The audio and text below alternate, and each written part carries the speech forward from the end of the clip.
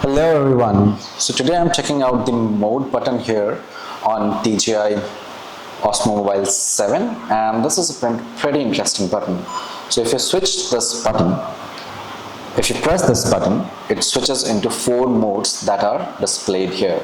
So this is the first one. This is primarily linked to the joystick here.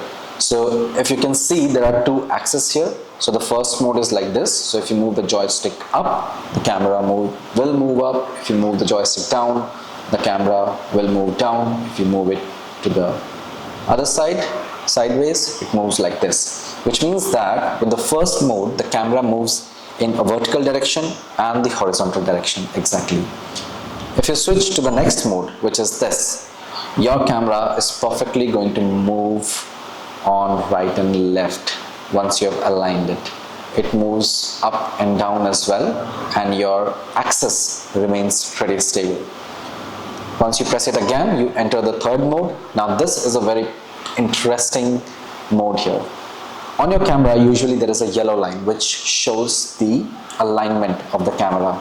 So if you move this here, if you move this joystick, your alignment of this yellow line will move, which means that the camera moves somewhat like this once you move it.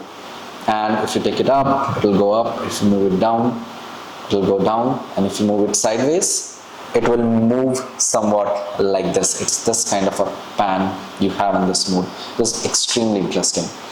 Coming to the fourth mode, you have this symbol matching this symbol. This is primarily about the orientation of the camera. So if you use the joystick, it will move the camera in this direction. So it will go like this, or it can go like this, depending upon how the joystick is operated. If you try to move it up and down, it won't go, because this mode is specifically for moving it in the rotational direction.